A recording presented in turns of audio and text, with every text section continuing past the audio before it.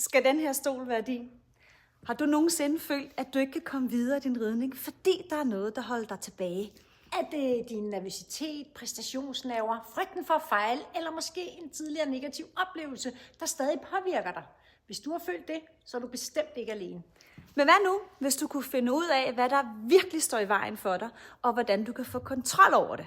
I vores workshop arbejder vi netop med at forstå, hvad der sker, når nervøsiteten og frygten tager over. Vi dykker ned i de ubevidste mekanismer, som vi kan ændre, hvis vi arbejder strategisk med dem. Og vi vil hjælpe dig med at forstå, hvordan du kan vende din nervøsitet og usikkerhed til succes. Det handler ikke om at fikse det hele på en aften. Det handler om at starte en rejse med at få indsigt i, hvad der holder dig tilbage, og hvordan du kan arbejde med det. For ved at forstå, hvad der sker i dit sind, kan du begynde at ændre den måde, du reagerer på, når nu at nervøsiteten banker på døren, og i stedet bruge nerverne til noget konstruktivt. Så skal den her stol være din, så tilmeld dig vores workshop, som foregår her på Vandsbæk Rideakademi den 12. marts, altså lige om lidt, og få indsigt i dine egne mentale blokeringer. Det første skridt mod din succes starter med forståelse.